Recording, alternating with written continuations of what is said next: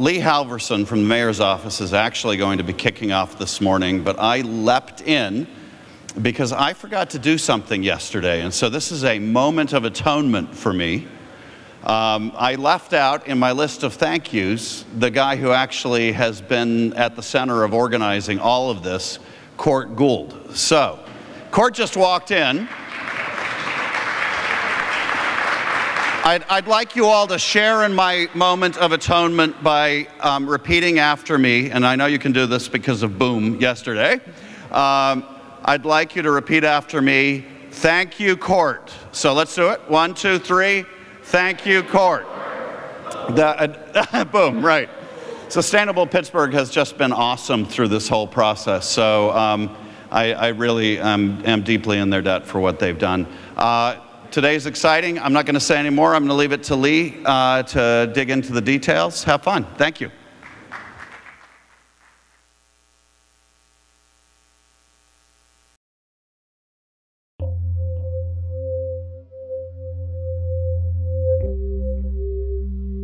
"20 years ago, the conversation in Pittsburgh was, how do we get the engine going again? 10 years ago, the conversation in Pittsburgh was, how do we get the engine going? All of a sudden, the engine's humming, and the question is, which way do we want to go? To me, the greatest danger is that we begin to believe our own PR and think that all of these best-of lists that we've appeared on tell the whole story of what has to come next. Pittsburgh is uniquely positioned to forge a new model for urban growth because it's got at its base a very innovative economy that's concentrated in a relatively small geography. It wasn't steel that built Pittsburgh, it was innovation. A new model about how cities grow. Not just how many economic development dollars have been invested, but how many people's lives it has changed for the better. But the fact is, we're not doing it for everybody. We want to bring more people along for the ride, good jobs, better jobs, well-paying jobs, but sustainable growth, sustainable development. We want to grow our economy essentially while lowering carbon emissions. We've got the authentic places, we've got the great arts resources, we've got the universities, we've got these spaces where development pressures are beginning to happen. All of those things create a unique atmosphere that you can only find in one place. What we need to do is find ways to enhance it. There are certain moments in any city's history where you're at a crossroads, and I think Pittsburgh's there. We're sitting at an opportunity to build something new. We're about to undergo, for example, the largest wave of major development in 20, 30, maybe even more years. Hundreds upon hundreds of prime acreage coming online, and we have to ask ourselves a question. Do we want to use this as a moment to define Pittsburgh as a city of the future by setting high standards around design excellence, design quality, sustainability? The new geography of innovation in the 21st century is urban. Cities and metropolitan areas are the engines of our economy. They're the centers of trade and investment. If we're going to solve the challenges of this century, cities are going to be the places where we do it. P4 concept ultimately really is about how we create a great Pittsburgh. If you look at planet, people, place, and performance, how do you use those attributes to create something unique in Pittsburgh that is special and amazing? If you had to pick the top cities in the world that are really defining what cities are going to look like, where would you go? You go to Copenhagen, you go to Stockholm, you go to the Nordic countries, because they have basically willed themselves to a sustainable future. The analysis that they use isn't a single bottom line about what the financial impact will be, but how it will affect the planet, how it will affect the people, and how it will create unique places. You're taking the best from the Nordic countries. You're taking the best from other cities in the United States and Europe and beyond. You're inventing something new, a new kind of placemaking around innovation. And then once you do that, others will look at Pittsburgh and say, that's the new model. It's a new economy. There's new thoughts coming about what that next city will look like. And we're right at the cusp of what I believe is something great. Really, the most important question for Pittsburgh is not what we did over the last 10 or 20 years, but what we do right now.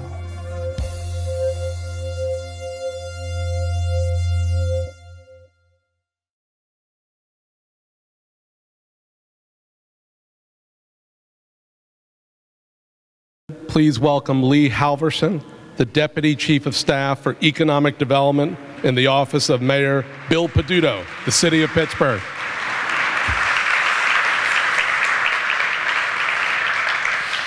Good morning.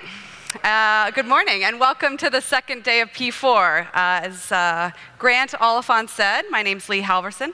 I'm the Deputy Chief of Staff for Economic Development for Mayor Peduto, and I want to welcome you here today.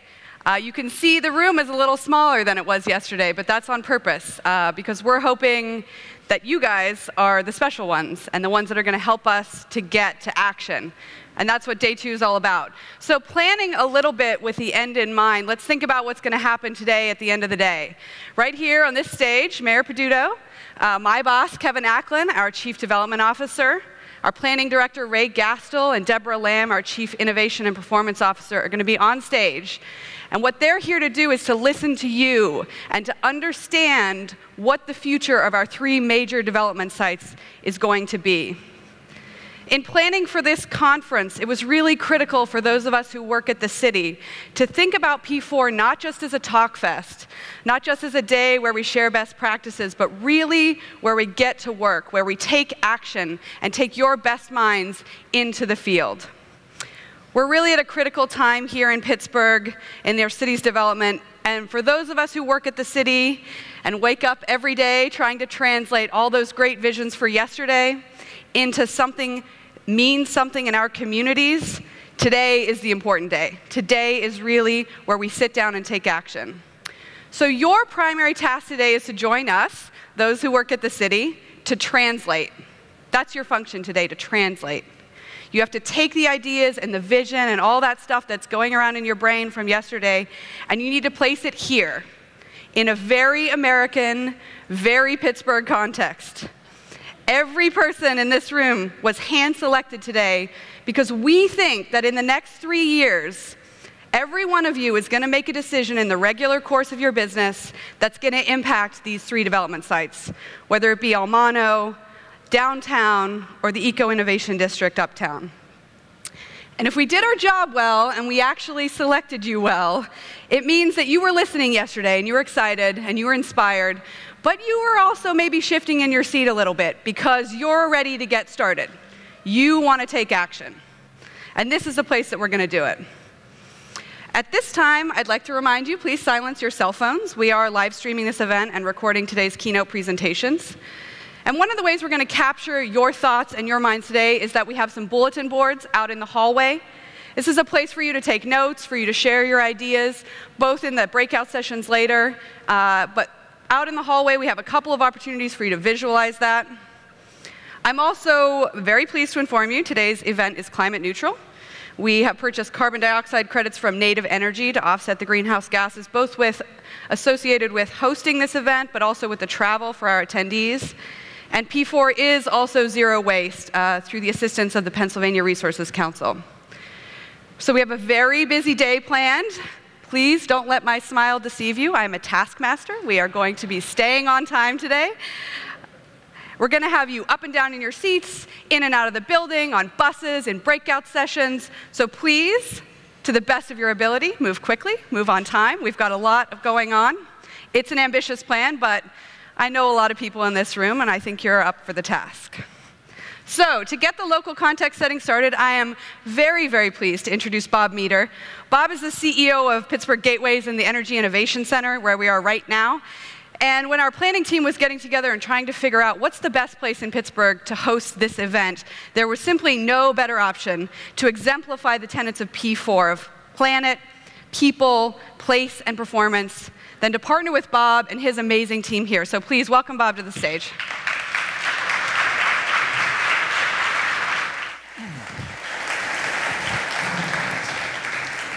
Well, thank you, Lee. Number one, we're honored to have you here. As you can see, we're a construction in process, amazing facilities, so I hope you're enjoying the vistas and the rooms of the EIC.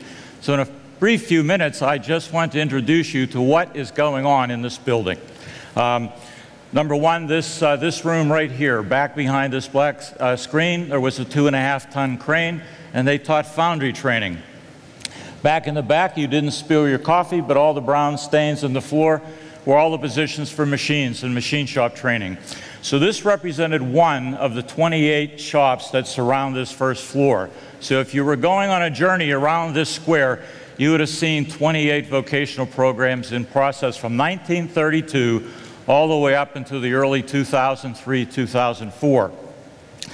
It was the largest vocational school in the United States for 50-some years. And the job placement coming off of graduation, typical 1,700 students, was 60% of the students had jobs at graduation. And why? Is because they infused the education with all the corporations around the city. Summer internships, co-ops, extensions, special projects, team competitions. They were doing that before they became words in the educational language.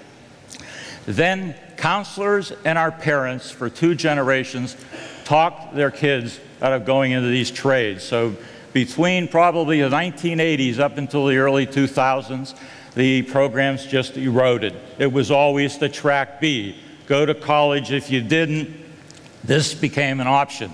So it eroded, and I think today our goal in this center is to bring this back to the future. So we're 6.6 acres. We have 175,000 square feet. We have 5 floors above here and 8 floors below here. You have to come back and see this center. We would love to take you on a tour that matched the programs for the facilities. We purchased the building in 2011 from the Pittsburgh Public Schools, and we purchased Conley School and the Lecce School. The Lecce School was the first school in the United States where IBM put computers into the classroom. So we have a lot of back to the future to catch up with. The building had no insulation, no ADA access. We had to completely gut it. The boiler systems were 3 large railroad car tank boilers, and they leaked 1,800 gallons of water a day, and they had to crank them up even if they heated 1 office in the building. $80,000, $90,000 a month in gas and energy alone.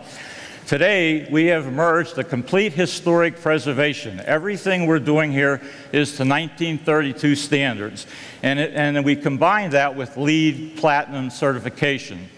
That has not been easy, but we're very proud of the program. We've had 37 stakeholders in this project. I think 20 of them were in the room today or yesterday.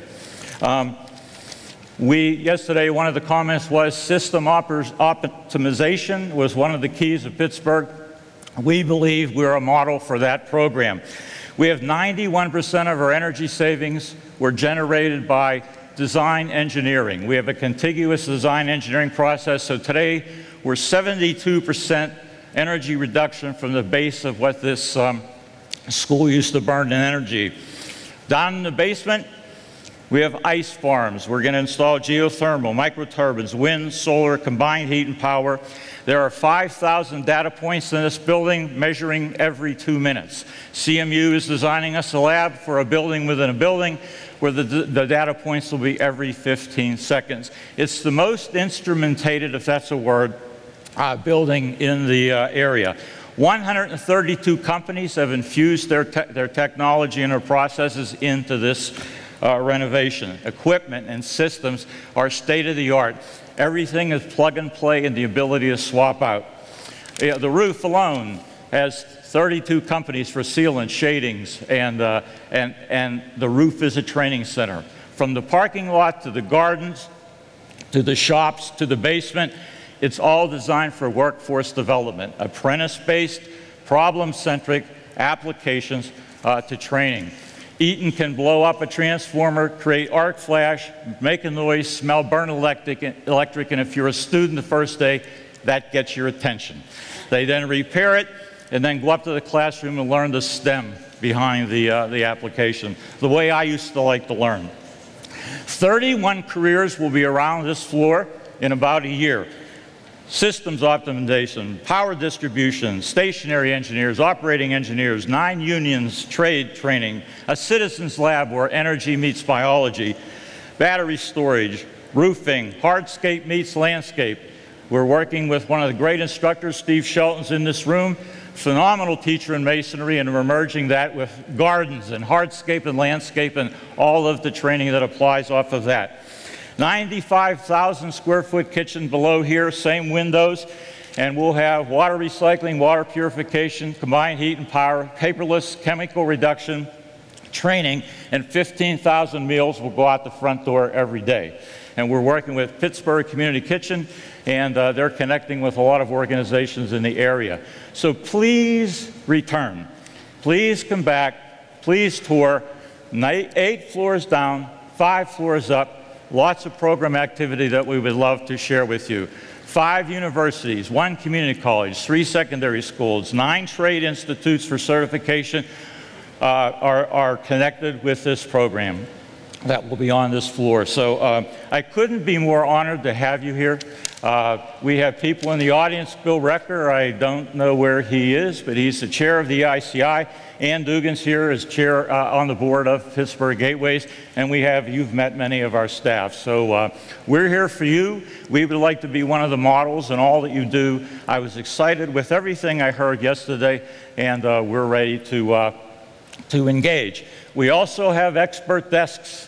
We are teaching the capital stack. As I mentioned, there were 37 investors, so we capital stacked historic tax credits, new market, energy, conservation easements, foundation grants, individual contributions, corporate equipment, federal, state, local, county into the process, and we're liking to teach that to other organizations that would like to follow that model. All right, Bob. Thank you. Thanks, Bob. Thank you. It's entirely unfair to give Bob only 5 minutes to talk about EIC. So I strongly encourage you, all of you, please do come back. It's an amazing place. And now it's my pleasure to invite Bruce Katz, the Vice President and Founding Director of the Metropolitan Policy Program from the Brookings Institute, to the stage. Great. Thanks. Thanks. So I was asked to summarize what happened yesterday. And so what I decided to do was to do a storify of many of the tweets that occurred. Thank God for social media, right? And I think we start from the perspective, and I think this is really a central proposition, that if you ask any question today in the world, whether it's climate, whether it's income inequality, whether it's social mobility, whether it's economic competitiveness, the answer is cities.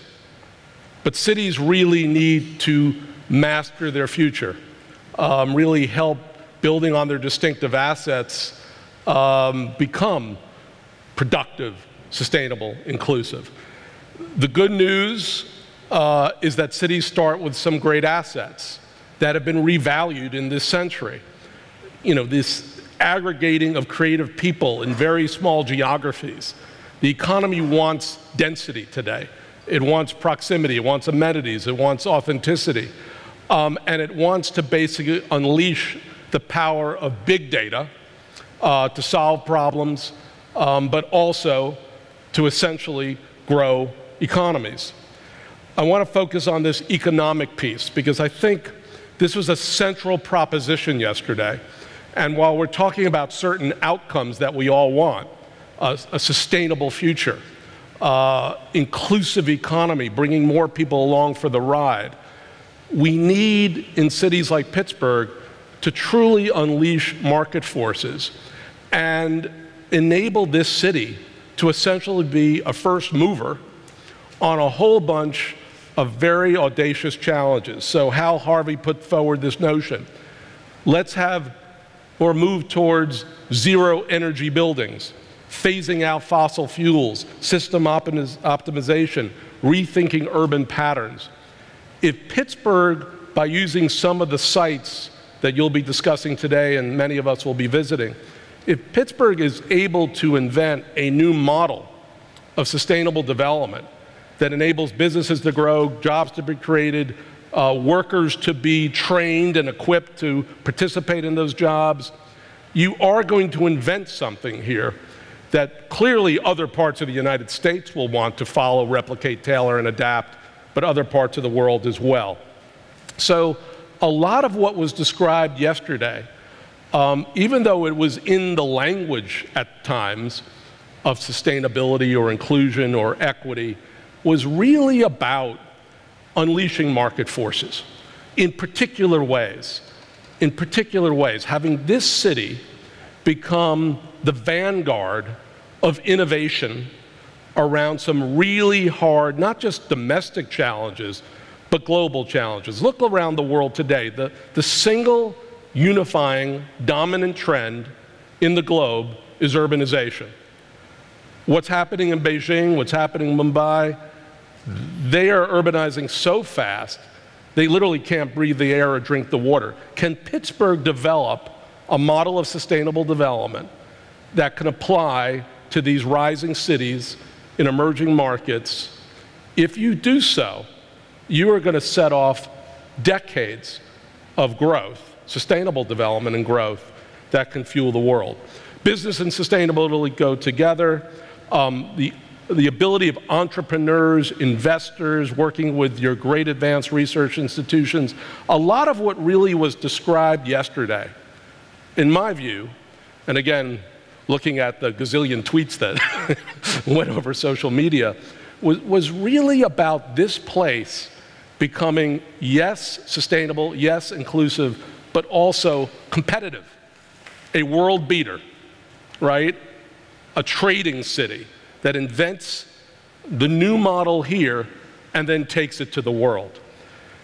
Now, the interesting part about this is not just about government or about companies or about Carnegie Mellon or UPitt or about investors. It's about people at all strata. Because cities are not governments, they're networks. And what we heard yesterday was that as you go forward and you invent this new model of competitive and sustainable and inclusive growth, have extreme public participation. Because there is wisdom in the crowd, and there is wisdom at all levels, whether it's the block or the neighborhood or the city or the metropolis on up. And what was interesting yesterday was to hear repeatedly both the goals of hedonistic sustainability, because sustainability at times sounds like, you know, eat your spinach, right? It at times sounds like be austere, but I think what we learned from the Nordics is it can be fun, right? I mean, there's something playful about this that we can adapt and tailor, obviously, to a very, very different culture, and then engage both through formal planning processes, but also through government really inviting in the hackers, the activists, the techies, the neighborhood, right, the citizen into problem solving. See what the next one says, because there are so many tweets that at times you can be sort of overwhelmed by Twitter. Very interesting, this notion of collaboration. I mean, this is like deeply built into the Nordic culture, as we were hearing from Copenhagen and Stockholm and Malmo. Perhaps the American culture is just more competitive, right? But I think what was really interesting to hear from so many of the participants yesterday was a sort of a message to government and a message to big philanthropy and a message to big universities and a message to big companies. You know, the Pippi, what was it called? Pippi Lock? Okay, I obviously missed this as a kid. I was, you know, watching Speed Racer or something. You know, when you are very strong, you need to be nice. This notion of really building and stewarding collaborative networks. You know, networks that collaborate to innovate, collaborate to invent, collaborate to compete. And really thinking about not just a top-down kind of collaboration. The leaders sit up here, right, in the 5 or 7 or 10, sort of an exclusive network, but starting from the bottom up. This sort of, you know, example from Malmo of going out to young women and basically saying, how would you design your city in a way that you will use it, right? I mean, fascinating, right? I mean, we can do this in the US, but it's a different kind of mentality about planning, about invention, about innovation. Maria Ranka from Stockholm Chamber of Commerce, I think, basically sent the signal to all of us. The old model of urban development in the United States is let's get a bunch of tax incentives, either from the city or from the state, and let's go out and lure some global company to come in and hope that they stay for more than 5 years, right? That doesn't work. The new model is people matter, your assets matter, understanding who you are.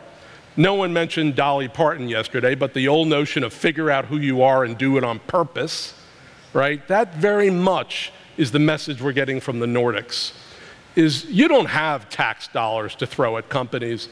You've got to basically put together your assets, have a broader network that basically begins to work together and collaborate, and then you can crack the code. Last big piece that came out of yesterday, and this, frankly, is the biggest challenge to the United States and the biggest challenge to Pittsburgh. We are the land of income inequality. You know, we are the land that basically is not letting young children be middle class by middle age. Something has gone awry here. And so Angela Glover Backwell's basic challenge to us is, yes, grow a sustainable economy, and yes, grow a competitive economy, but bake in equity. Make sure it's at the start, the middle, and the end of the process. This has to be about inclusion. And everyone in this room from Pittsburgh can literally have in their mind the neighborhoods, the people who are not yet involved, but could be involved through a number of means. There were several examples that were put on the table yesterday, and I think all of them could apply. Digital equity, right? What Chattanooga has done with high-speed internet, 600 square miles, is basically bringing everyone into the wired, connected economy. What Siemens is basically saying, as you grow your innovative economy, it's not just for the PhD engineering brainiacs coming out of Carnegie Mellon. It could be for a young child starting in elementary school, getting exposed to new technology, seeing the fab labs, seeing the maker spaces, saying, hey, I'm good with my hands, I can invent something, I can tinker, right?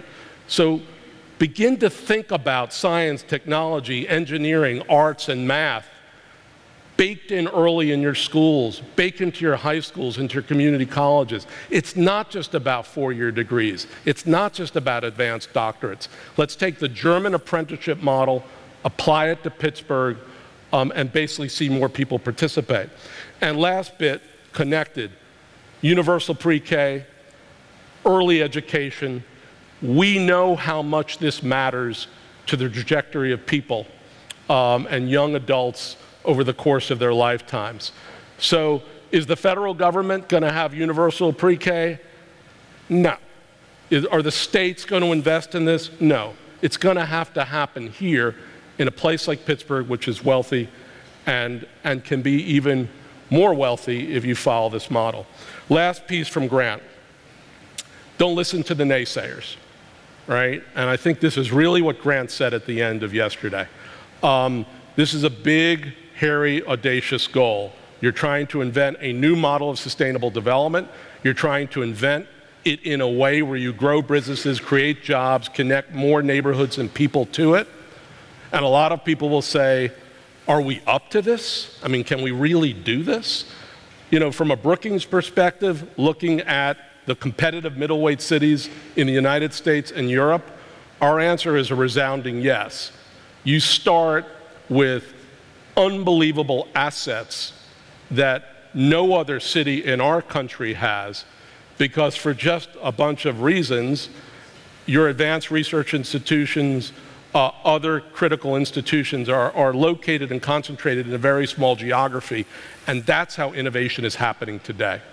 So if you can basically supercharge that, if you can put that on steroids, if you can begin in these different sites to invent a different model, and if you can, following Angela's admonition, go into the early grades and begin to engage young adults and bring them into this new innovative economy, Pittsburgh will be a model for the United States and will be a model for the world.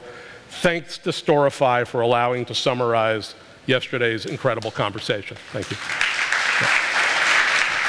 No, it's yours. You can take it off. Oh, I'll bring it back. Yeah, thank you. Thank you, Bruce. That was incredibly helpful. I'm not sure I could have summed up day 2 in 10 minutes.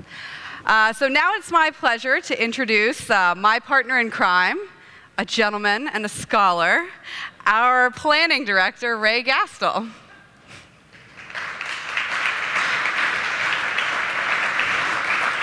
Hi, Lee. Sir. How you doing? Okay. Good morning, everyone.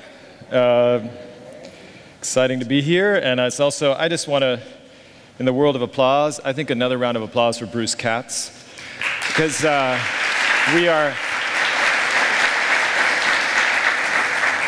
Bruce Katz has been at the epicenter of the discussion of and the application of that discussion of the future of North American cities especially for some time now. And he's been a hero of mine, and it's so exciting to me as a planner and as an urbanist to see him here in Pittsburgh, applying his ideas, engaging with the city, helping us actually think about how we can actually improve. So I really appreciate his being here. Now my pleasure to introduce the next speaker, who is a hero of mine, who is Alejandro Echeverri, who is an internationally acclaimed architect and planner from Medellin, Colombia. He is the co-founder and director of URBAM, the Center for Urban and Environmental Studies at IFIT University in Medellin. His experience combines architectural, urban, environmental projects and planning, and he has practical lessons for us in how to work effectively in politically, economically, and socially constrained contexts, using urban form and fabric to achieve powerful social results. He brings el efecto demonstrativo, the power of example, to create inspiring and lasting change and to reinvent the story of the city. He's also an incredible, I have another pleasure, the last sort of great adventure I took before I started in April last year was to go to Colombia and to Medellin, because I knew, and the group I was with knew, that Medellin was at the epicenter of the South American city, and the transformative one. It was actually going to host a global conference on the city only a week after we went. And it was meeting with him in his studio and in his offices, and to understand and then see the work that he had done in Medellin was incredible. We can't do that today, though I encourage all of you to go. What we can do today is hear him present it and discuss it with you. And so I'd like to welcome to the stage Alejandro Echeverri.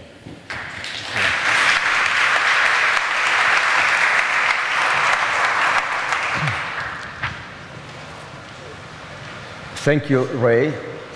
Thanks for the invitation. For me, it's a pleasure to be here and to share some ideas and some part of the process that we are doing in Medellin. I was working with the government before. I am now the director of the URBAM Research Center. So thanks to John as well. And our center is like a think tank in URBAM and a research center. But when we were in the municipality, I finished in 2008, we lead a process of transformation, and the city continues doing that. Today, Medellin is in a process like Colombia. We are in process of reconciliation and peace process. We came from a very complex situation before. And in 2012, the city was declared the most innovative city for the Land Urban Institute as well. So that process belongs to a narrative, a specific history that the leaders of the city decide to take. Is a combination of a program of culture, education, and that we call the strategy social urbanism, to transform the most poorest and most unequal areas of the city, using the physical transformation and as well the public policies through education and culture. So there are some some words that are keys for us, like inclusion, like transparency, like creativity, and like co-creation. So Medellin has 2.5 million in the municipality area and 3.5 million in the metropolitan area. We are between mountains in a territory where it's very complex in terms of the topography as well. Like any other Latin American city, we are a very segregated city. I am going to talk about one part of the city, the 50%, that doesn't belong to the area of institutions, to the area of universities, belongs to the areas that we call the hills, where we have a huge problem there. And most of the informal areas, the barrios, are located there. So we have like a frontier in the city, and we have before like a tragedy because the drugs war and the problems with drugs as well. Even that, Medellin is the second city in Colombia and is the industrial city as well. So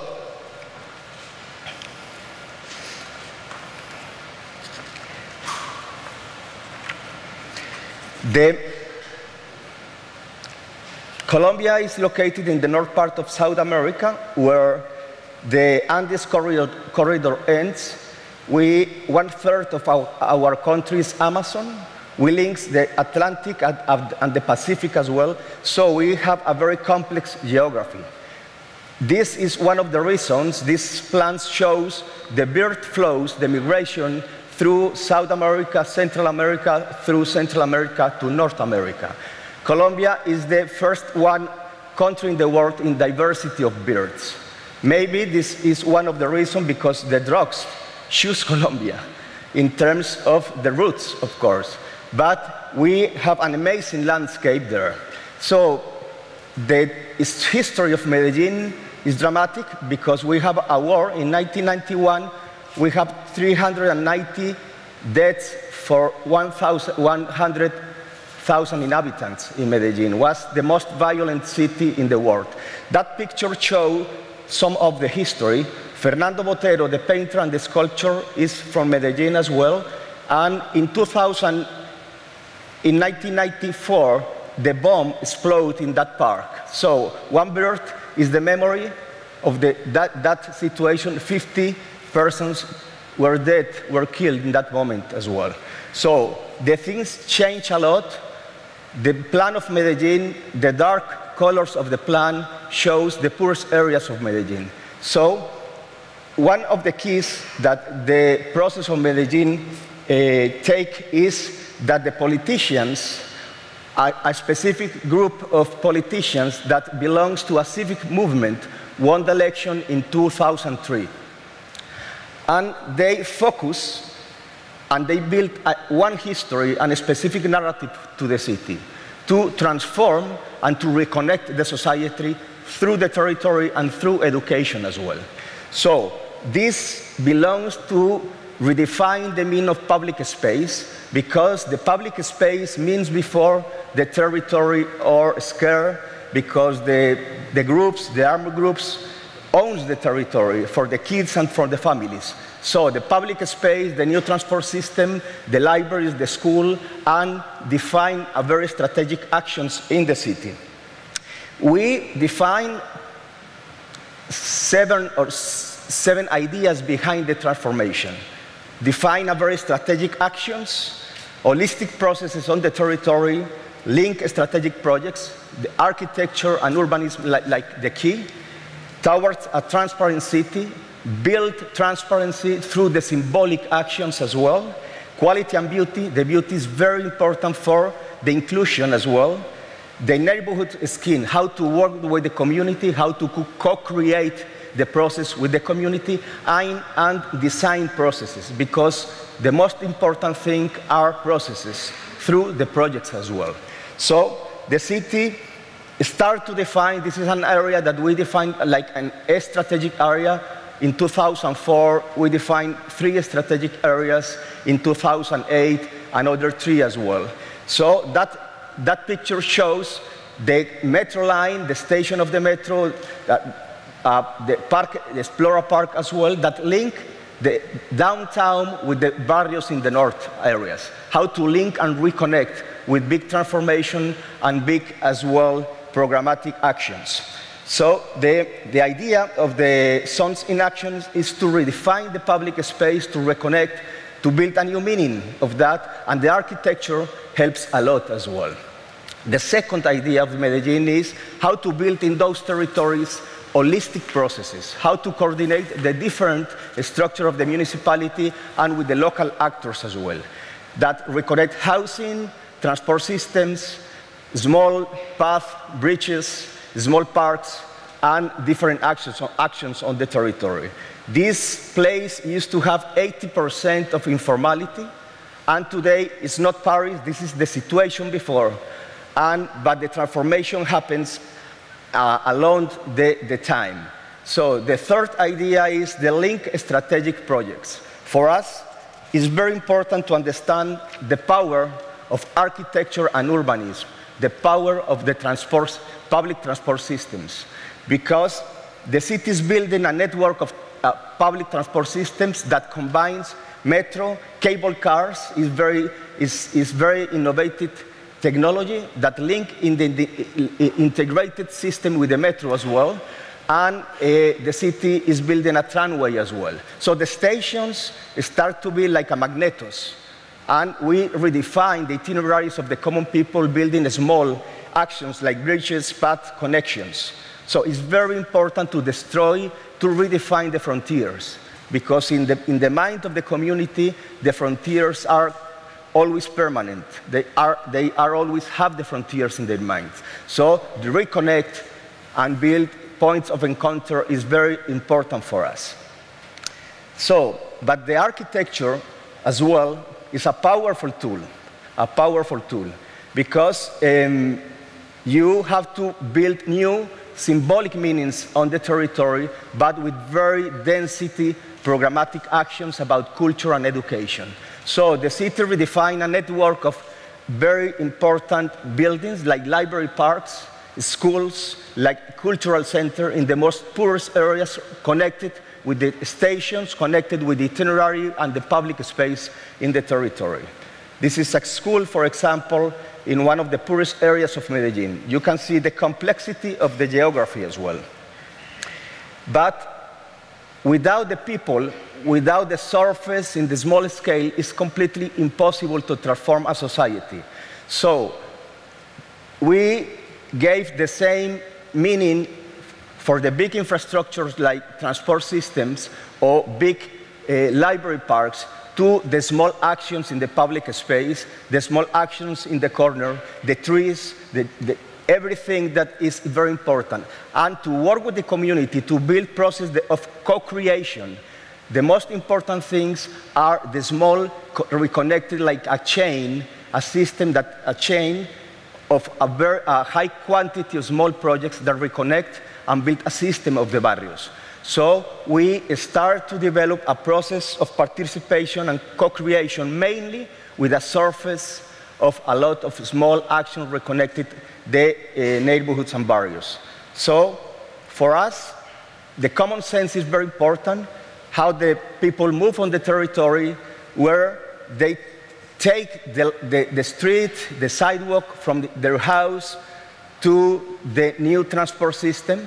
So this is an image of a public electric escalators that reconnect the people on the top. You see the bridges and the sidewalk, elevator sidewalk that is for walking and for bicycles in the upper part, and these electric escalators reconnect with the metro in the lower part. My English sometimes I lost, but so for us it's important the transformation, but the most important thing is the people. We, like a technicians, we used to lost the most important thing, that we are working for the people. So those projects are very important to build processes of confidence to work in the mind of the community. Medellin has a long way from now.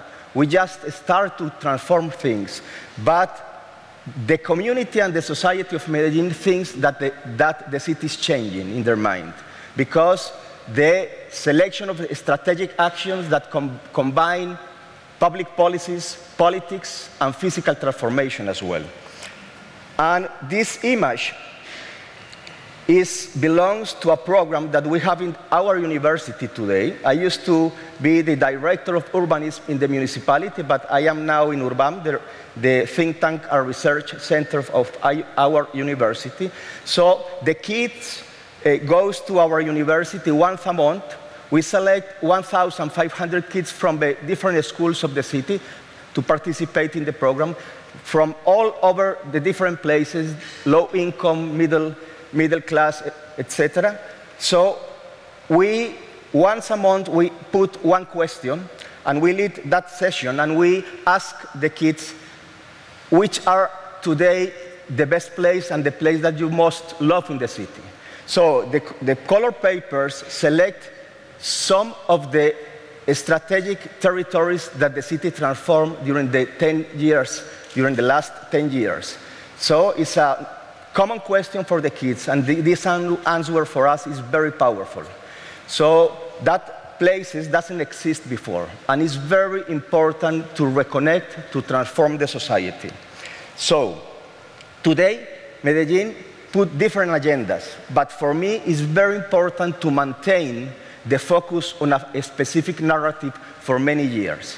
This is a political decision. Today, the city has this project, like one of the most important one is transform the access of the river, where all the infrastructure goes along, where the different institutions, the different corporations are located as well. But to end, I think there are some words that are very important. The narrative, the focus in a specific history, the political decision, inclusion, transparency, creativity, co-creation, and beauty. Beauty is very important. That we give very important meaning to design as well. So, thank you very much, Ray.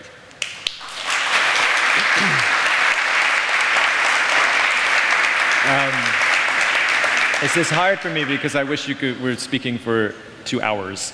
There's so much to learn about Medellin and so much that actually applies here and in many surprising ways. But I'm going to focus on one thing. I'm going to focus on combining two thoughts. You ended with beauty, but you also, I think one of the most important things you mentioned was the selection of strategic actions. And so I want to try to get to how in the selection of strategic actions how did that happen in the most simple way we can express it, because that's the hardest moment in design or in urbanism. And then also in that selection, how can you sort of characterize the beauty that you were able to achieve? Yes, right. Yes, you have limitations when you are in charge of public decisions as well. So it's impossible to transform all the city. We have 3.5 million in the metropolitan area. So 50% of the city is not like this, but we have huge problems. But there are some paradigmatic sectors of the city where you can understand, like belongs to the memory of the city because the war, because the many things happening there, because there's some specific conditions, and because as well that you understand that could become like a reconnect, a very strategic spaces to transform, but to reconnect the society, like the frontiers as well. So this is very important because you have to do the work well, because you do the first work, but the history dead.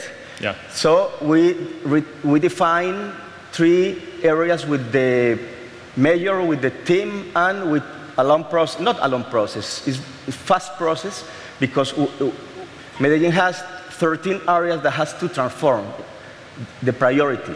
But those three of those were very clear. So we select that.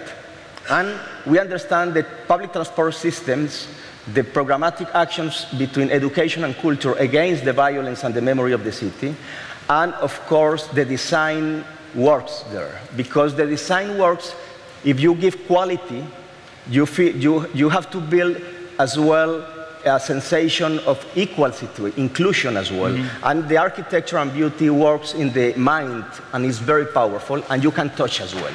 So you have to combine programmatic actions and physical transformation, but the beauty is a very powerful tool.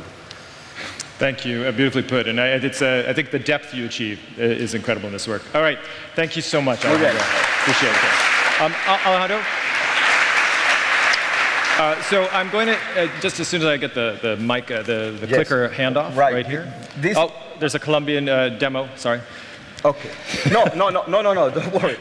I thought from the beginning that I was giving to the audience, this is a coffee on Medellin and Colombia, but it's for you. Well, as you know, I can't accept this by city charter, so we'll have a raffle for who gets this later, all right? Okay. Now, but thank you so much. And moving, we actually, FYI, he mentioned 3 areas of concentration. For the purpose of this conference in Medellin, we have 3 areas of concentration in Pittsburgh, and we'll be talking about that in a moment. But first, I want to introduce to you Tim Dugan, Innovations Director of Make It Right. Tim's a landscape architect and a community planner, currently developing initiatives for Make It Right, which constructs homes, buildings, and communities for people in need. Over the past 3 years, he's helped design and complete affordable LEED Platinum landscapes, and he's worked extensively with local community organizations, government, and corporate partners on numerous projects from regenerative residential garden designs to citywide infrastructure. And he's been involved in some of the most interesting and stimulating projects in areas that have had terrible problems and then have needed reconstruction and so forth. So he'll be introducing that and sharing that himself. And so I'd like to introduce Tim Dugan to the stage.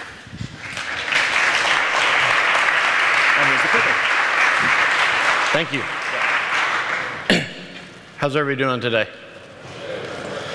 So I apologize in advance that our founder, Brad Pitt, isn't here today. Generally, that's some false expectations when they bring Make It Right into the conference. But I'll try to give that a little justice as we move forward.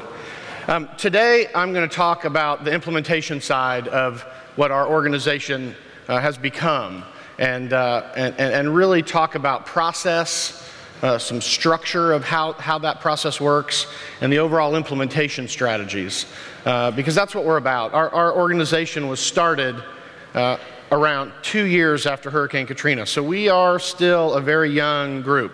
We're about 7 years old, but we were started, frankly, with the discouraging rebuilding occurring in certain areas of New Orleans post-Katrina. And today's conversation is going to share experiences in both post-disaster recovery from natural disasters, but also communities that we've worked in that have suffered economic disasters. And we really prescribe this process of urban acupuncture, very strategic approaches that leveraged regenerative and transformative community revitalization. And frankly, it's a highly collaborative process, it's a highly transparent process, but it's rooted at its sole foundation with community engagement. And so today we're going to talk about New Orleans, Kansas City, and the Fort Peck Indian Reservation, 3 projects that we currently are working in, are building currently, and have led to approximately 225 LEED Platinum projects that we've built in the last 7 years. So let me give you a little introduction to the 9th Ward. This is the transit-oriented development bus stop at the base of the Claiborne Bridge in the 9th Ward. With one of our homes, this is just taken 2 days after Gustav came through New Orleans a few years back.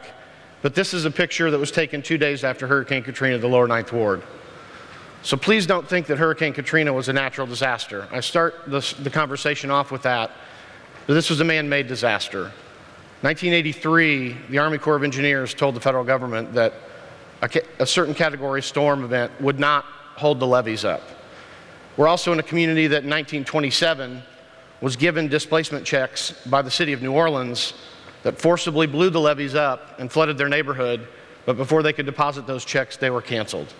So we're in a community that has had 100+ years of real trust issues developed with the local and the federal government. And now we're also working in a community that is the greenest neighborhood in the country, trying to transform itself and transcend above the disasters that have been placed on it for many years. This gives you a little scale of what that water did. The houses in red, this is a map diagram of the 9th Ward. And the houses in red were never found. They washed off their foundation and floated down the street and were never found. So we are at not only a transit-oriented development, we also are at the ground zero in New Orleans that led, the first levee breach occurred about 100 yards from our first house. And that led to 55 other breaches in the city of New Orleans. So 2 years after the fact, when my current boss, Brad Pitt, was asked to be a design jury member for Global Green, another nonprofit working in the area, as he walked through the 9th Ward, he was just devastated that this was 2 years after the fact. That the highest percentage of home ownership in the city of New Orleans was in the 9th Ward, but it also was the highest percentage of insurance companies filing bankruptcy, and it was the highest percentage of the least likely to rebuild. And he wanted to change the paradigm between sustainability, affordability, and design, because that's where you can make the biggest impact. When we can have someone living in a healthy home that is not an energy burden, that transforms its community and builds wealth for that individual through real estate, that's the ultimate goal. And we feel that our platform can strive towards that in terms of implementation. So we had to kind of take a step back and say, yes, this was a disaster, but this is an opportunity. And in that sense, we walked onto a landscape that had taken a 20-foot wall of water and washed every house away. But we also concentrated the efforts back to this idea of urban acupuncture as very strategic, focused development that is historically not what cities and municipalities have done with federal, state, and city incentives. They have scattered sites, they have distributed allocations of funds, and they have not concentrated them in a manner to leverage change. Change only occurs with collaboration, and this was a very difficult task. It was more than just collaboration and a picture of hands. These are pictures of hands of ninjas that we have brought to the table of community development, ninjas of financial planning and redevelopment, and ninjas of sustainable design. And then we put it on a table that allows everybody to share crayons. And with our platform, where everyone either wants an autographed picture of Angelina Jolie or have lunch with Brad Pitt, it makes it a very good collaborative setting to invite a lot of these ninjas to the table.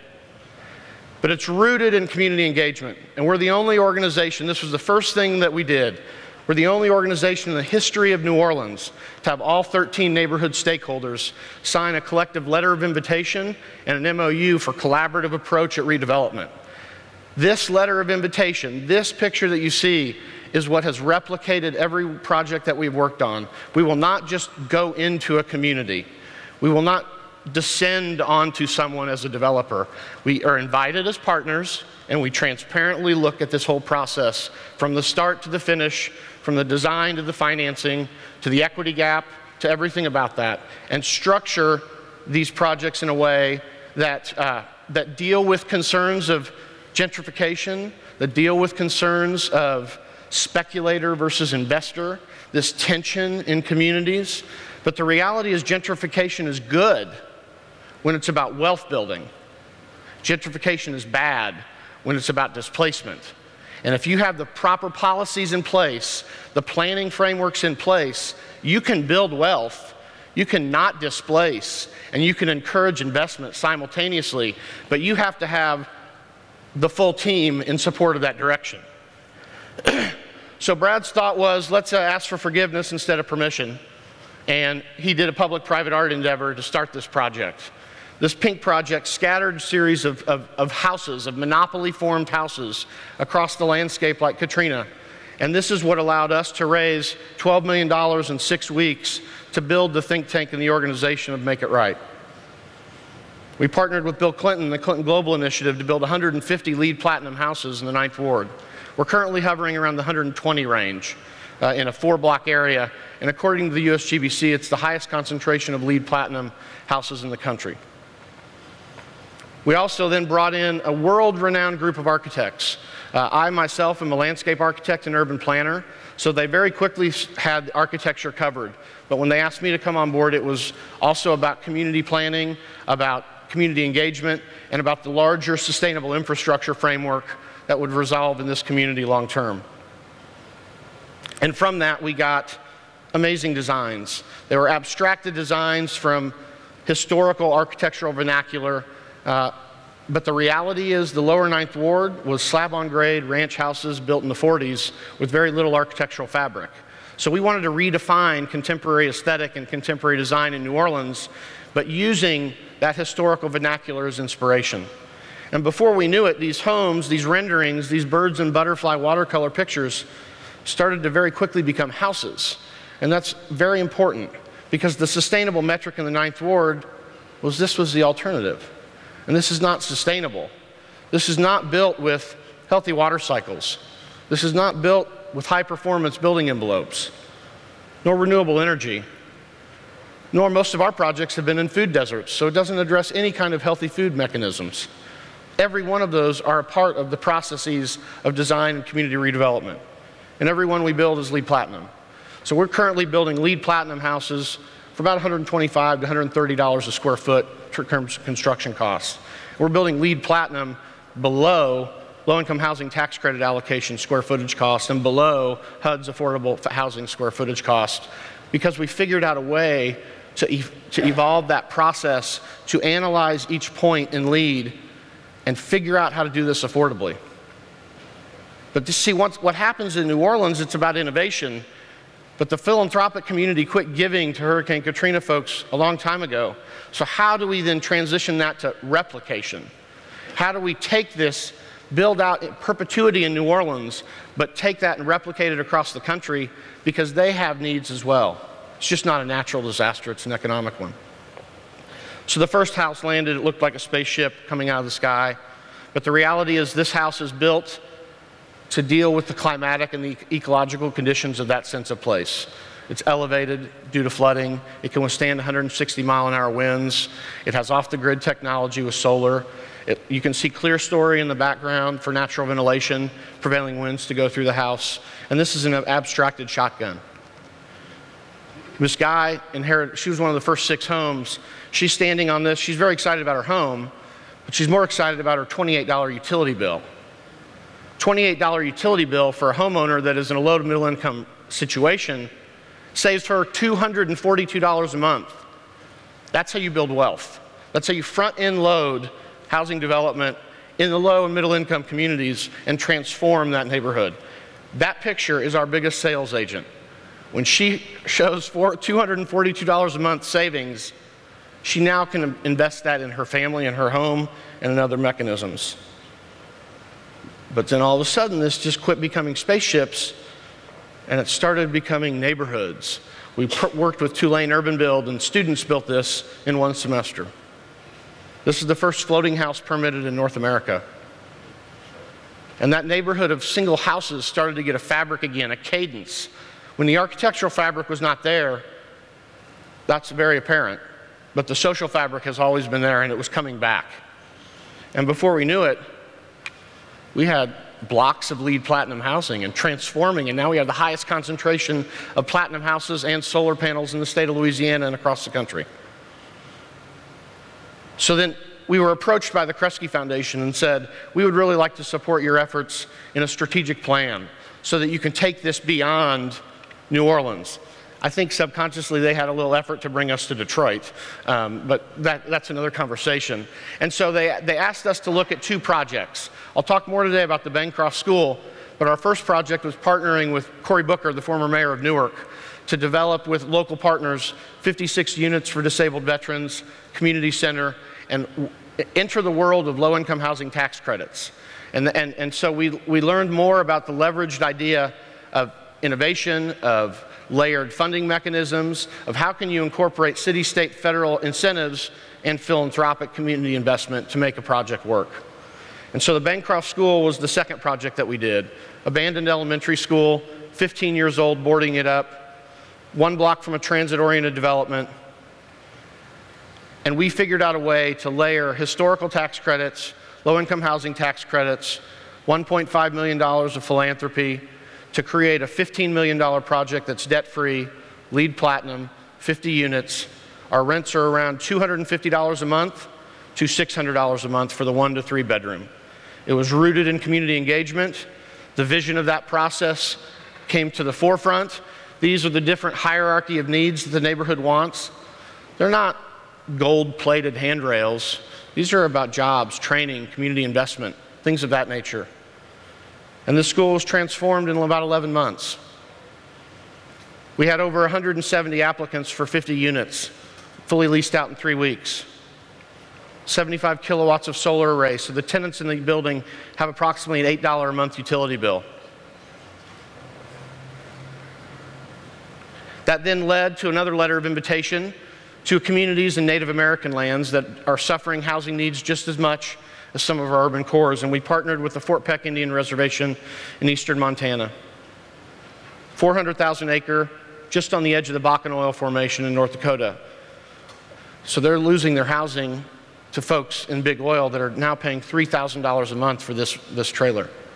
So they have a wait list of 289 families, plus or minus. We have 600 units on the reservation that needs to exist. Families of 10, 11, 12 people are living in 2-bedroom houses because of their need. And we started this process, and what happened here is very special, and I know I'm about to get the hook. So we started this process, and one of the elders started crying when they started doing the prayer, and I said, oh, where is this going to go? I mean, this could be bad or this could be good. And he stood up and he said, I want you to understand that we are a culture of 7 generations. 3 generations before us and the 3 generations after us, and we're the conduit, the 7th, to mend both. And for 3 generations, no one in this community has ever been asked what they want in their home. So they designed it.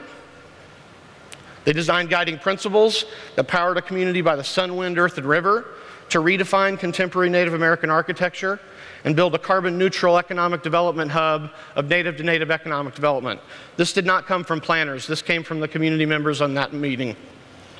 It designed a community, a 300-acre off-the-grid community that's currently under construction, that was designed around historical settlement patterns of the Native American Sioux and Assiniboine tribe, and the main partee was cardinal compass points in the solstice lines.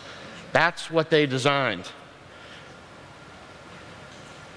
Currently, we have 20 homes under construction, designed by Architecture for Humanity, Sustainable Native Communities Collaborative.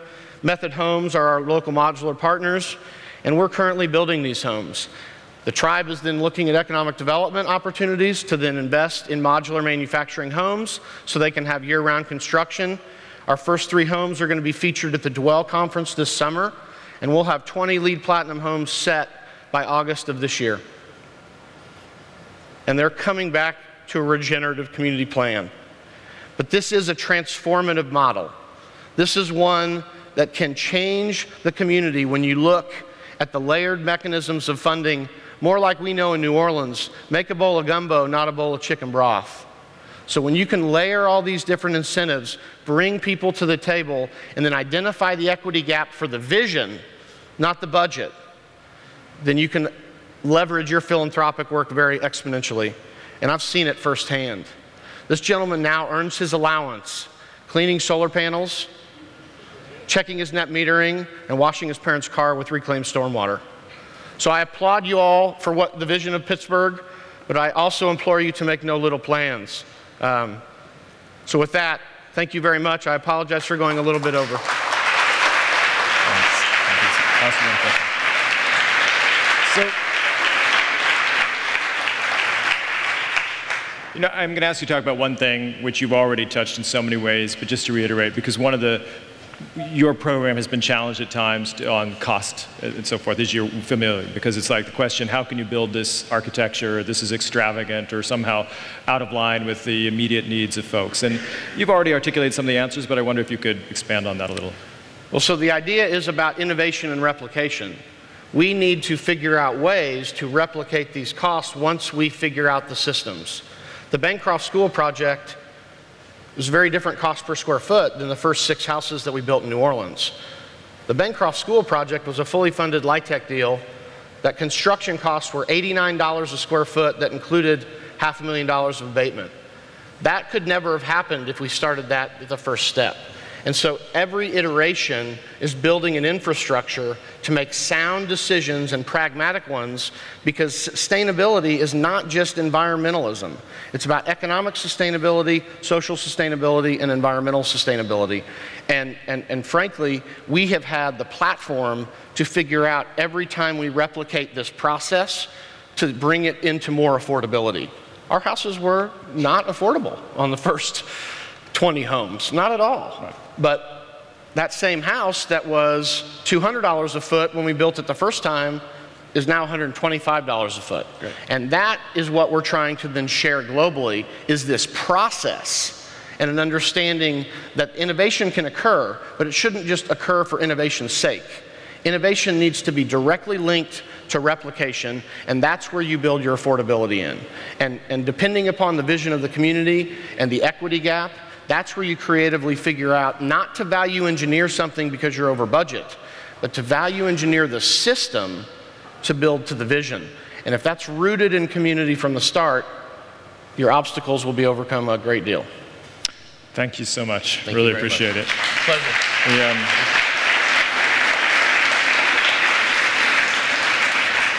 So everyone, I have a proto announcement. The buses are actually here for the tours, but we're actually going to have the introduction to the subject of the tours in just a few minutes. So I'm hoping you'll stay here before you run to the buses. But just in case you were wondering, they're ready.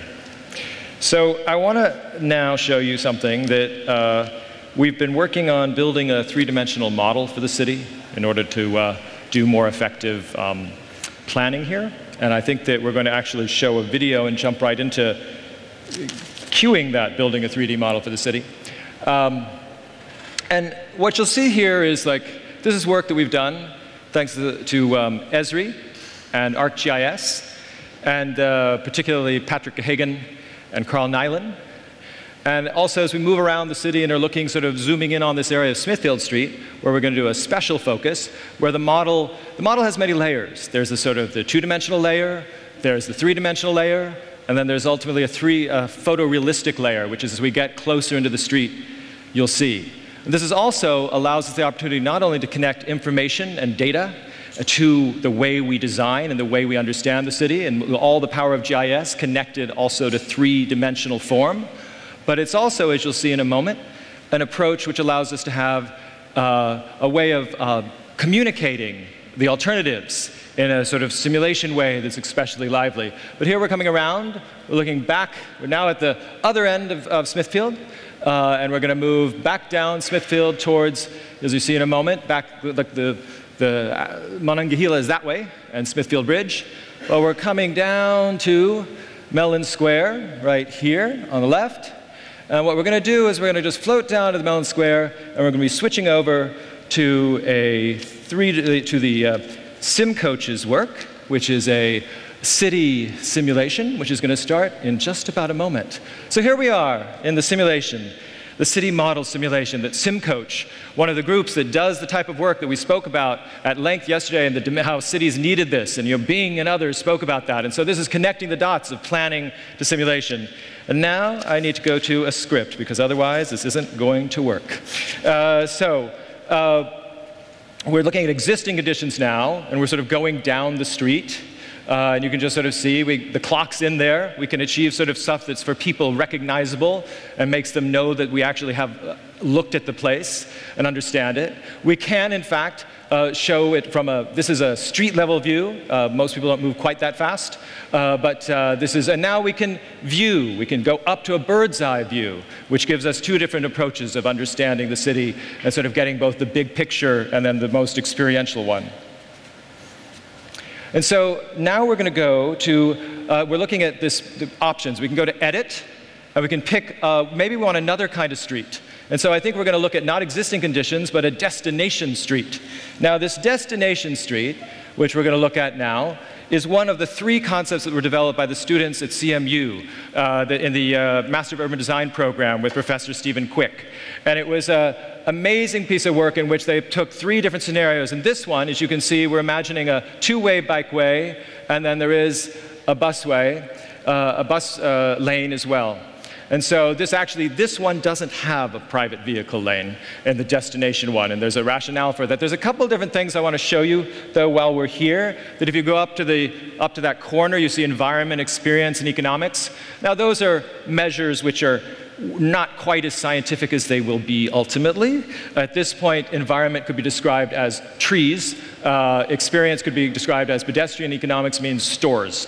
But ultimately, this is the type of, as we develop more information and develop a more sophisticated model, we will actually be able to understand the costs and benefits, what you're getting and what you're losing if you make different types of decisions about the type of street you want. And so, as we look at this, I think we can move over to information and understand the type of layers of information that would be connected to this type of model, in which you could go to up to complete streets, and then you'd say, in complete streets, I actually want to look at the smart street aspects of it, in which I want to understand, okay, what is the signalization opportunities here and so forth. Because among our the many people who worked on this, we also consulted with the folks who were doing SureTrack and the work that is actually going to ultimately be about smart streets for downtown, related to the Envision Downtown program, and so much more. So after that, why don't we I'd like to look at another street. I'm going to do another view first before I look at another street. But after I do that, I think we can go to look at, to edit, and go to local street. There we go. That's what I wanted to get to. Now, local street, as you can see, it's changed a little bit. The local street is going to have a shared bike and car lane in one direction, a bus lane in one direction, and then a bike lane in the other direction. It also gives a lot of space for the sidewalk compared to some of the others. And then what we're going to do when we look at this is one of the things is that the point of a complete street, which, as you know, the mayor announced the complete street program for the city last week, is that a complete street is also to some degree about the buildings adjacent to it as well. And so that's why here in the function we can actually learn as we're look at the building. There's the building icon, which lets us learn, and here's we're looking at the Macy's building. And so the information, again, ultimately this would be populated in a whole system. At this point, we've sort of built it more by hand. But it's actually 1 million square feet today, just FYI. Stephen could give me a quick correction on this, sorry. But this is the way it works now. It's sort of got 4 stories of retail, and then 8 stories of NA. But this is what might happen in the future if we look at the option, which is coming up. The updated style is the language they've used.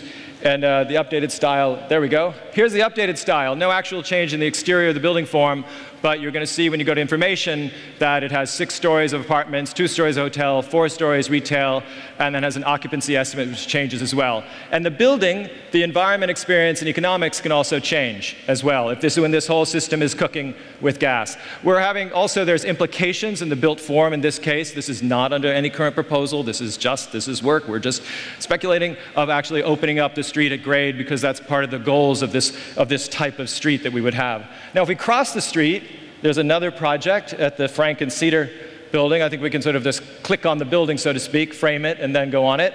And this is one which has been in the news. This is not, we're just reporting what's been in the news here. But you can either look at the current style, which is the existing building, and then there's also a discussion by the Oxford company of potentially having a 29 or even 39-story building, which here this is just an abstraction. This is not any actual proposal in and of itself. But just the point here is to see that if you did this, and this is all part of the cost and benefit type of thinking. But what would be happening in terms of how much more space is happening, and then what consequences, if the system, when it's really working, would say, what kind of consequences do you have in terms of environment, experience, and economics with that? So with that, I think we're going to just take a look at the last type of street, which is the connector street, which is really about making this almost a place where the place you go to get to somewhere else, and really 2 ways of transit and a bike lane, a very different type of street than today, but also one that might be of great service to the city, depending on these are one of the 3 scenarios developed by the students at CMU.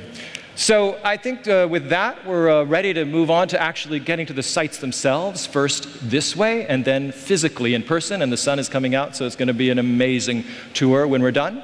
And so So with that, I think we have seen this model, and thank you. I'm going to do a quick thank you. This is going to be like the Academy Awards.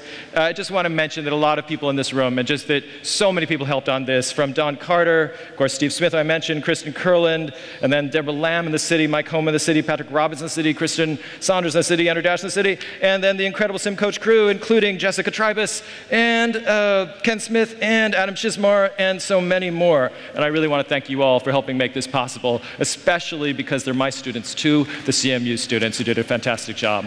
Thank you.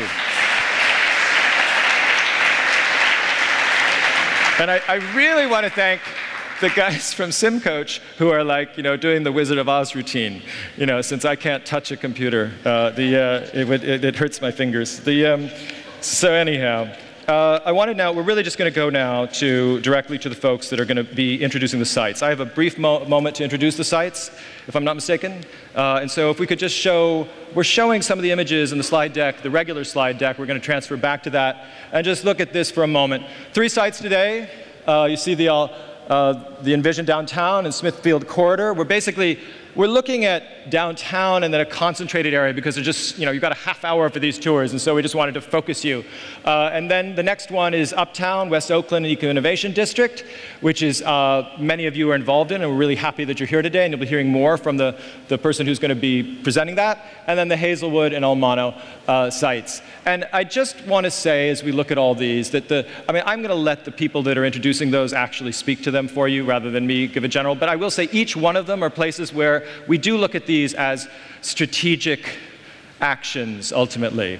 We are looking at this question of, El Mono, 178 acres, which are one of the last sort of mill sites that can be transformed. Uptown, which is an area with a history of disinvestment, which now we're looking forward to change for that, but looking at it through a process of an eco-innovation district. And then downtown, which is at a really critical moment now. It's increased, it's becoming that type of lively downtown that people have wanted to be, and so many of the speakers yesterday spoke to, yet it's decisions that we make now that will change, help us determine whether that happens or not. And so with those 3 projects, the speakers, I think at this point, do we still have introductions, or do I just say their names this time? I think it might be best to, well, I will note that for El Mono, we'll have Noah Friedman, who is working with the Perkins and Will team that is working with the partnership, the El Mono Partnership. And so Noah Friedman is first, and then we're also going to have, for the Eco Innovation District, Christine Mondor from Evolve Yay, who just happens to be chair of the Planning Commission. And then we have Envision Downtown, which is represented by Blaine Merker, who we're so fortunate to have here, who is now with Gale Architects, and who the last time I saw was at a conference of tactical urbanism. So exciting to see you here in Pittsburgh. So with that, I'm going to turn it over to you guys. I was going to make a stump speech about the comprehensive plan, but I will just note that I'm going to do a very soft launch right now, that all of these 3 projects and all of these 3 people, we hope, are very much aligned with the type of work we've been doing to sort of rethink the design section of the comprehensive plan, which is part of the overall work. Given the last day, we have great work to do in terms of projects, but also in conceptual planning as well. And so with that, I'll turn it over to you all. Thanks. You have the slide advancer? No, notes. How you advance? Brad, do you have a Yes, I do. clicker? Thank you. Good morning, everyone. Thank you for inviting me to Pittsburgh. My name is Blaine Merker, and I am with Gale Architects. We are based in Copenhagen and have been active in that city for the last 30 years or so, helping to transform it into a city for people. As you may have guessed by my accent, I'm not Danish, but I lead the San Francisco office I lead the San Francisco office of Gale. We now have an office in San Francisco and New York, so we are in the Americas, closer to where all these great projects are happening. So what I'm going to do today is actually just talk about downtown as an outsider. I'm from San Francisco, but I'm new to Pittsburgh, so I'm going to kind of share some observations about what I've seen downtown. Can we get the next slide? There we go. So Downtown is, to me, exemplifies some of the things I've heard about Pittsburgh transforming and reinventing itself. And what I have heard is that each time Pittsburgh has had to reinvent itself over the last several decades, it's also repurposed its assets that were part of its past. And so the kind of first transformation more recently that took place was along its rivers. And as industry left the riverfronts, Pittsburgh was able to take back that asset of the riverfront and repurpose it for a new set of priorities, which were human use, a human scale, citizens being able to access the rivers. Now, Pittsburgh is at the cusp of another major transformation, and it's really exciting to hear about all the energy and potential, all of the projects that are in the pipeline, especially downtown. And it is about to repurpose another set of assets, and those are its urban fabric downtown. It has wonderful historic buildings. It has the public realm that is defined by those buildings and the streets. And one of the things that I think is really, really special about downtown is the kind of human scale that it has, and the narrowness of the streets, which in many ways is a drawback in terms of transportation, but it's actually this great asset in terms of the human scale, in terms of the walkability, the block size. So downtown has this potential to be a very human-scaled, compact, walkable district. And look forward to kind of getting into that more as we walk around. So Envision Downtown, as I understand it, is the vehicle to try and steer towards making downtown the best thing that it can be in this new iteration of Pittsburgh. And it has some very broad goals. Reading from the charter, they are to reduce congestion and improve efficiency, to increase public safety, convenience, and cleanliness, to enhance accessibility of all transportation modes, and I would say maybe transportation choices to make them available, to strengthen the economy and reinforce downtown's position as Pittsburgh's employment center, to increase resiliency and sustainability, and to overall make the experience of downtown living, working, and visiting a great one. Those are lofty goals, but I think what we need to do now is get very specific. We want to get really specific about what actions and projects those goals translate to. So if I get the next slide, and the next one, looking at some of the things going on downtown, I think the opportunity here is to create a place for people.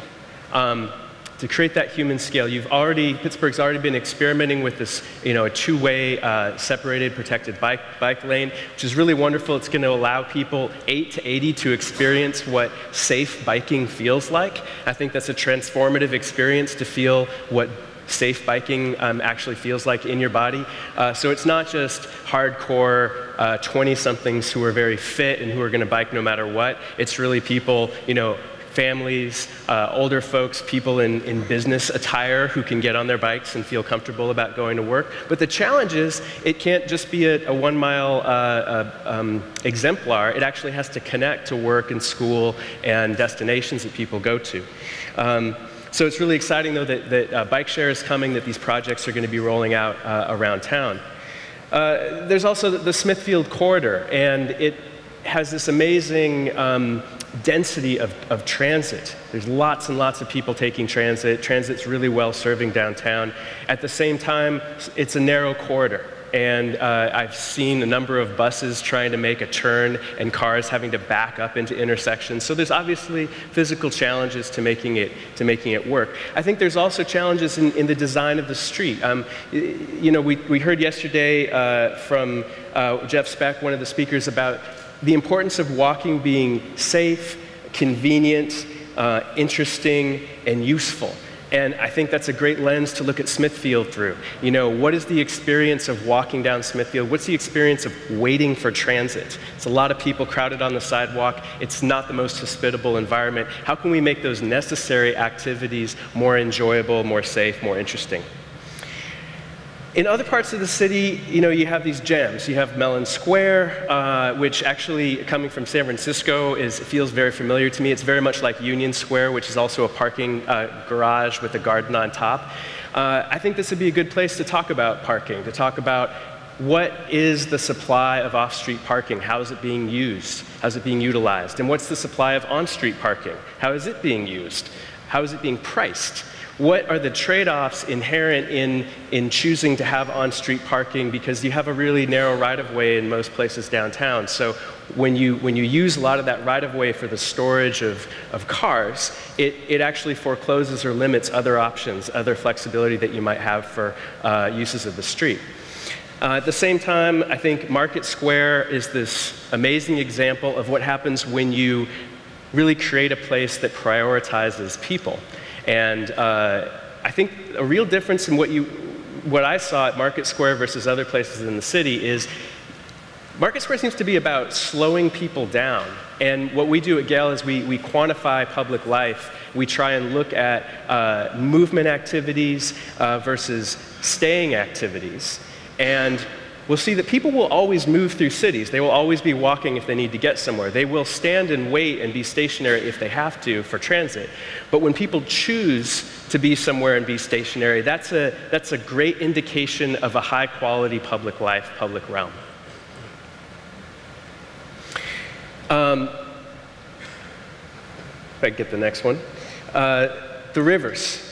This is an amazing thing that Pittsburgh has done over the years, is to reclaim its riverfronts. We see kind of different conditions. Some are more constrained by automobile infrastructure, some are more opened up. I think this is a great momentum to build on, and now the time is to ask sort of what can be done to go even further, or much further than this? How can these riverfront parks serve more than just an aesthetic function or a sort of traditional park function? How can they serve an ecological function by being a stormwater treatment, by providing habitat, by providing flood mitigation?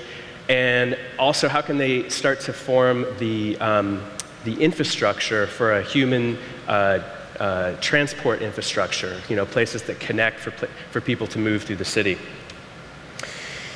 So as this 2-year planning cycle of Envision Downtown sets off, I think the question now that we'll be asking is, what pilot projects, what priorities, what experiments and tests are Pittsburghers going to try next? And I'm looking forward to asking those questions with you as we go out on the tour of downtown today. Thank you.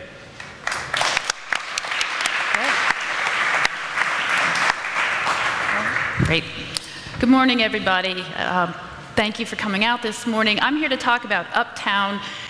Probably if you're from Pittsburgh, you've been in Uptown, but as I had a conversation with someone yesterday and they asked, where is Uptown? You might know it by a different identity, because Uptown is a place of many different identities. You might know it as the Bluff. You might know it as Soho. Probably you know it as the Forbes 5th Corridor. Uptown is a place of many identities and has many different types of things in it. On the west side, it has large-scale institutions, Duquesne University, Mercy Hospital, the Consul Arena. On the east side, we've got a cluster of low-income housing. But within that housing, there are many interesting things happening, and people are striving there. There's Startup Town. There's the Paramount, I always have to get this one right, the Paramount Film Exchange, where there's many different companies starting businesses there.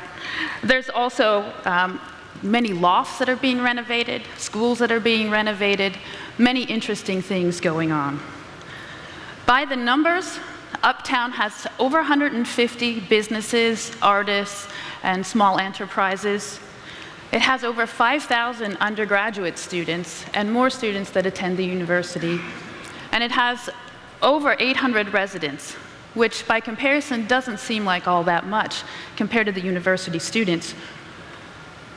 Despite this diversity, we find that the community isn't all that knitted together, and that's part of our challenge to think about today.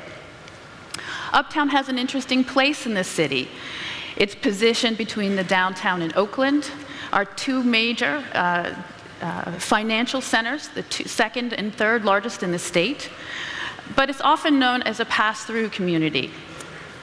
It's bounded by three major highways, and it has over 16 lanes of traffic separating it from the river. So although we're close, we're not accessible. Many people see Uptown, but not as many people stay in Uptown, and that's one of the things that we'd like to change.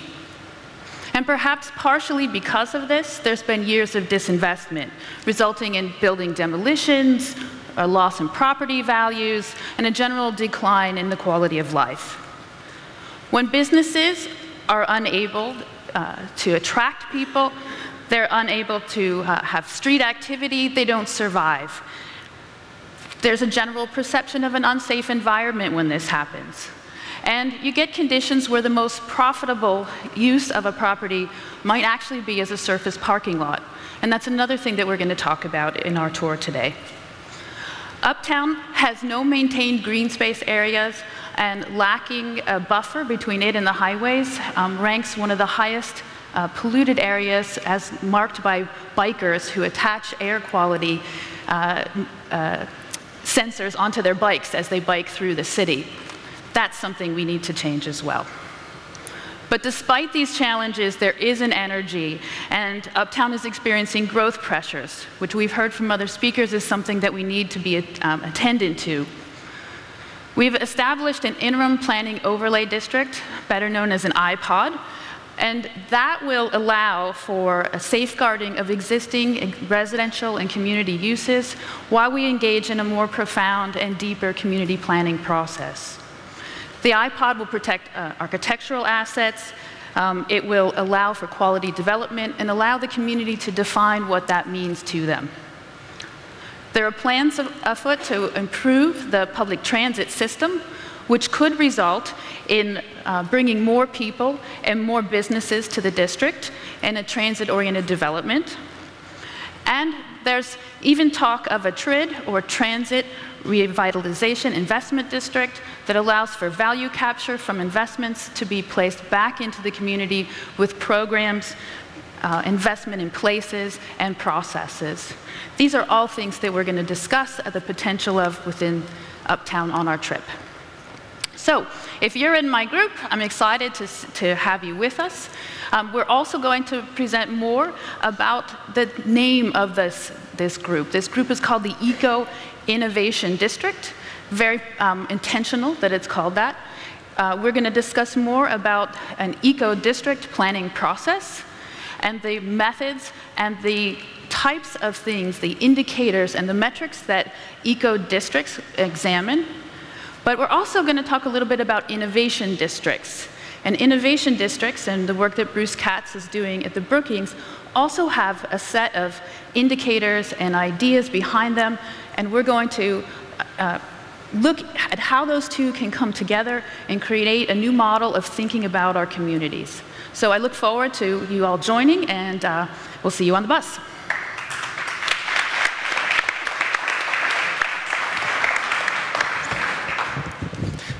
Hi, everybody. Thank you. My name is Noah Friedman. I'm from Perkins & Will in the San Francisco office, and we were fortunate enough to be hired to work with the partnership, Almano Partnership, and coming up with what we're calling an implementation plan for for that site. I guess, so here you have it on the screen. One thing that I want to point out in our work to date is we're trying to transform the name of the project. Almano is a name that was given to this site, but quite honestly, we're really talking about Hazelwood. It's a neighborhood in Pittsburgh, and it's a neighborhood that's been in Pittsburgh for quite a long time, even before this was a steel mill. That's where it got its name. There were orchards here, and it was a much different neighborhood than it is today. It was a much different neighborhood than it was when there was a steel mill. So it's possible for us to rethink of this place as something totally different and totally new. And what's really exciting about this project and the site and the connection to the Eco Innovation District and downtown is that it's really a connected part of a city. And this city is a really special city. I'm very happy and pleased to be here and that I've been invited to work in this city. Pittsburgh holds a special place in most everybody's heart in this country. It really is the center of innovation and a working class innovation, innovation for everybody. And that's what we're really talking about today.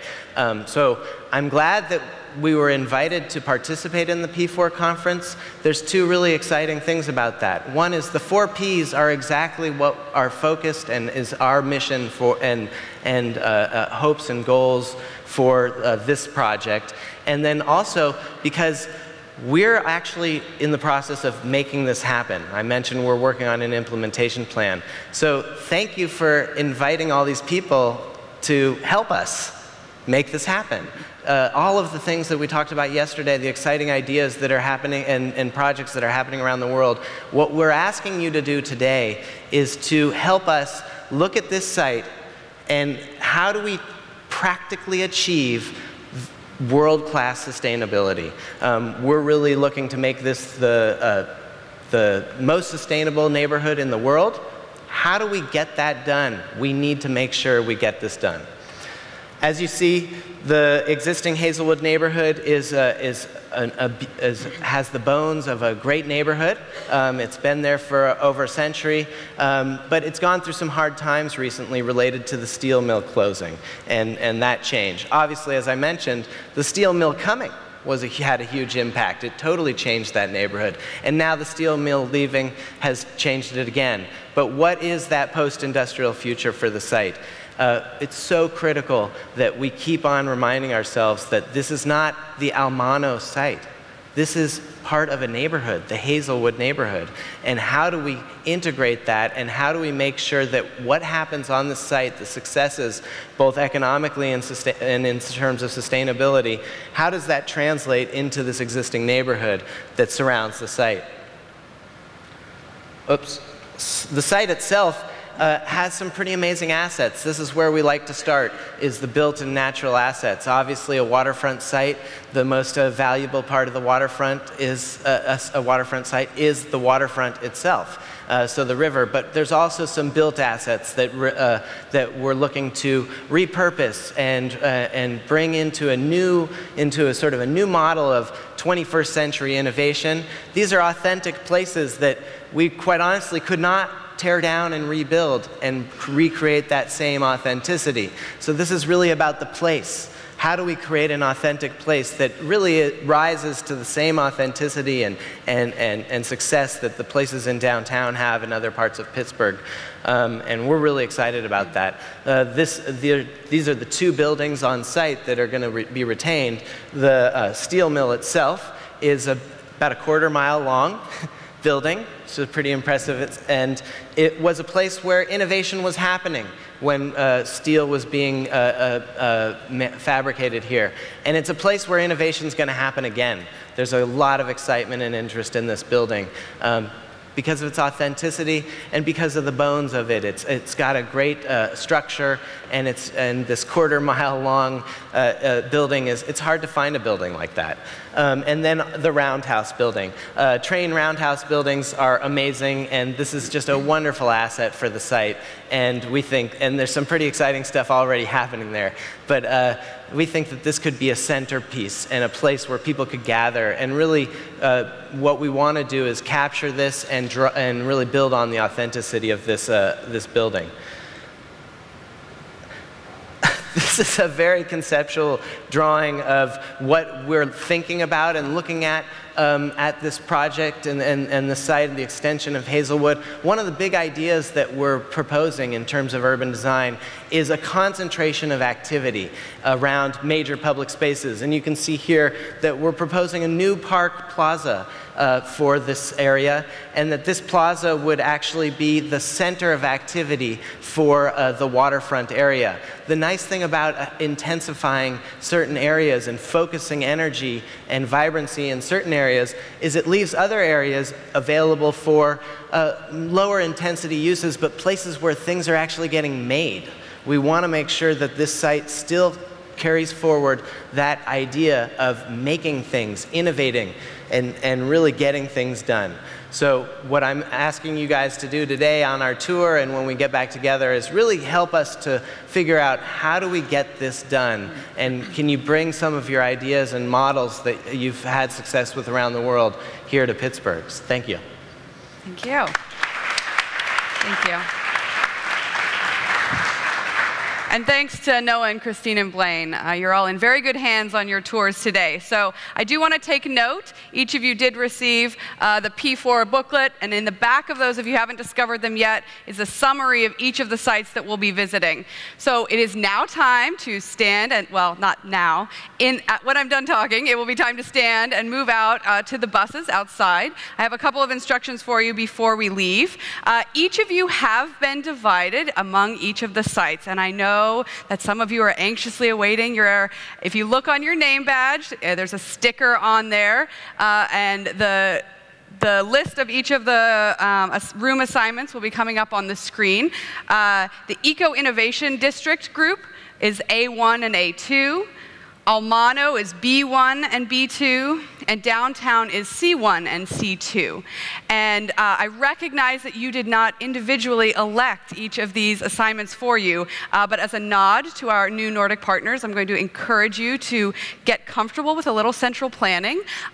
We are asking and have divided each of you into groups in ways that maintain the diversity of the group that we're hoping to get ideas out of. So I know it's a little uncomfortable, but I'm going to strongly encourage you to get on the bus where your assignment is noted, and if I find you on the wrong bus, I might shame you in front of your peers.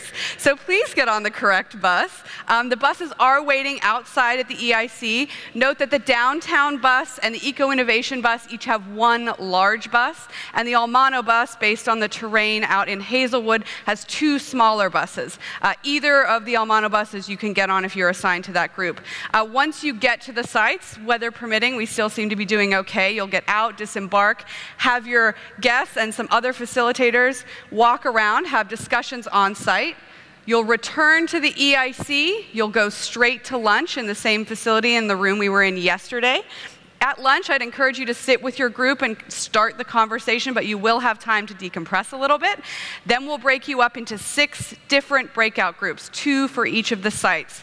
Those groups will be much smaller, about 25 people each. You'll have an opportunity to really dig into the details. That's where we're expecting you to take action. And after those groups have had some time to discuss with one another, we'll bring each of those individual groups together. So there's first small breakout groups, then larger breakout groups for each of the sites, where you will translate all of that information into your illustrious leaders here, who will then come back on stage with the mayor and other members from the administration and present your ideas for us. I can't stress enough how important this is to our work at the city and to the mayor's office, to the development plan. So please take this very seriously. We're excited for you to have fun and encourage it, but these are the ideas, as Ray mentioned, that we plan to put into the comprehensive plan and take action on over the years. A question from the audience. Don Carter. Thank you. If you do not have a number on your tag, please visit the room or the registration desk out front, and we'll assign you to a space. Any other questions? No, that's a bad idea. All right, stand and out to the buses.